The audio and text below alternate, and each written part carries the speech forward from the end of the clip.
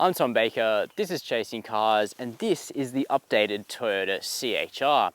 The quirky CHR is actually one of my favourite small SUVs because it's great to drive. It actually has quite an upmarket interior, and it's also something a bit different. It doesn't look like a boring, blocky SUV. Instead, it's got its own unique thing going on.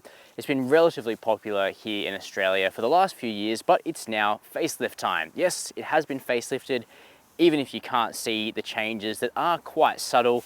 There's a bit of a difference to the grille. The headlights and taillights have changed a tad, and there's also a different wheel design on each of the two grades. But the bigger news is what's under this stubby little bonnet, because there's now a hybrid option here in Australia. It's only available on the most expensive Cobra grade. It's in fact the top of the range CHR, the hybrid, 1.8 litre 90 kilowatt unit, but it promises stellar fuel consumption.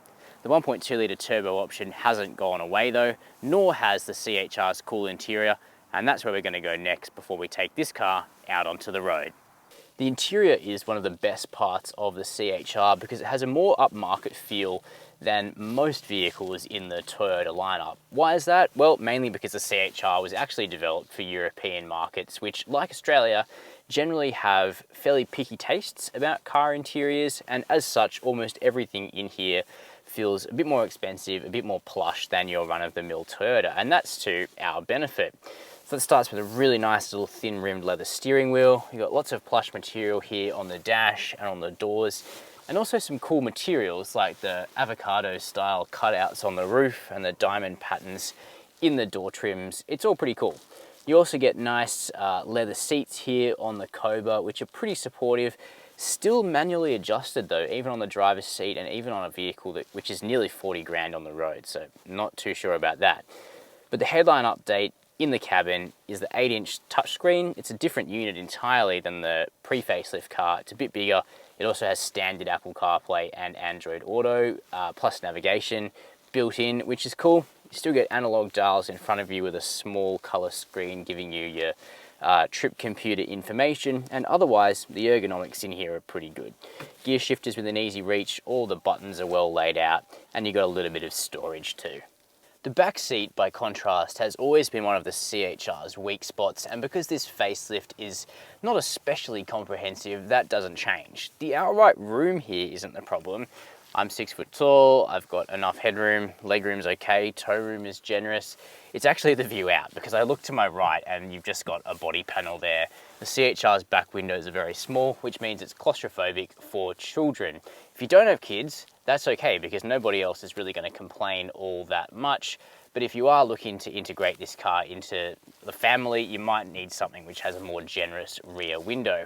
You also don't get air vents, which is a bit of a shame because this country's pretty hot. You do get bottle holders in the doors, however, but the materials switch back to hard in the second row. The rear of the CHR is one of its coolest angles in my opinion, because it doesn't really look like anything else on the road, but it's also practical. It's got a big boot. As you can see, it's a nice square space. The load height is, basically the same, so you don't have to lift heavy stuff in and down into the boot, which is cool. So, there's a bit of practicality to go along with the funky looks of this crossover. The only thing is that the tailgate is heavier than most in this class, and there's no automated electric option available for that. So, what is the updated Toyota CHR like to drive? Well, thankfully, the facelift hasn't ruined it at all. This is still one of the best vehicles in its segment from behind the wheel. It has engaging dynamics that countenance great steering, a firm but compliant ride quality, and also a modicum of interest on the powertrain side as well, and that is of course where the main update to the CHR lies. So there's now a 1.8 litre hybrid. It's only available as a $2,500 option on the two-wheel drive Cobra.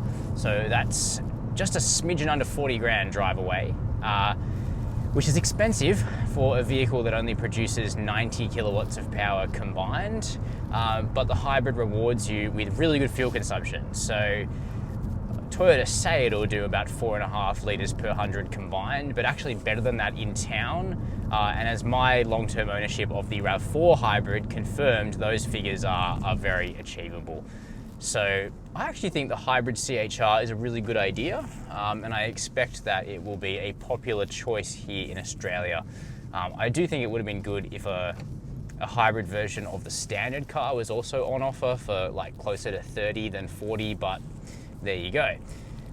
The conventional engine, which is a 1.2 litre turbocharged 4-cylinder petrol, continues to be the default choice. That makes 85 kilowatts of power and 185 newton meters of torque. So it's certainly not explosive, but it definitely gets the job done. And I actually quite like the 1.2 litre turbo. It's a fun engine to hustle.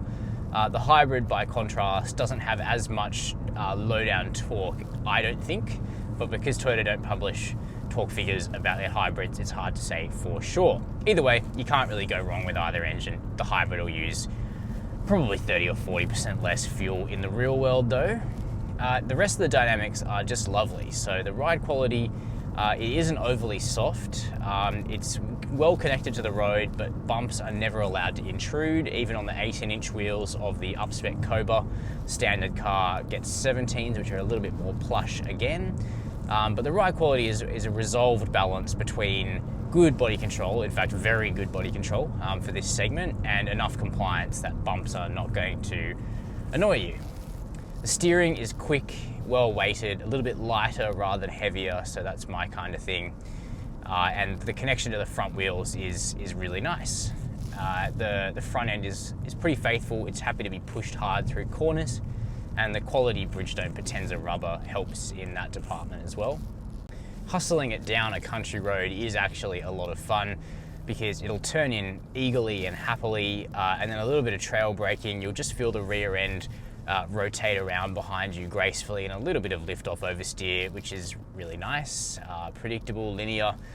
So a keen driver will find there's a lot to exploit in the CHR. Equally though, if you're just going to drive it around town, it's easy to maneuver and it's relatively easy to see out of, apart from over your shoulder, because as you might expect, there's a bit of a blind spot happening back there because of the shape of the car. But I guess, the big mirrors help and you probably learn to deal with it.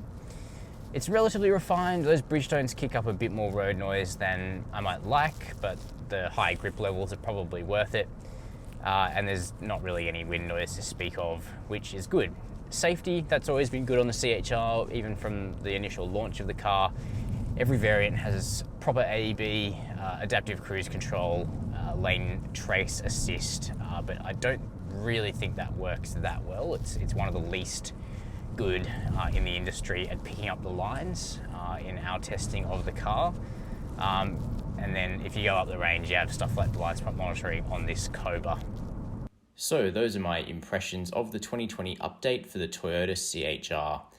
This small SUV is still one of my favourite crossovers because it effectively combines the spirit of a pumped-up hatchback with now two interesting engine options and a really excellent chassis. Plus, the fact that the interior is nicer than most Toyotas is a real bonus.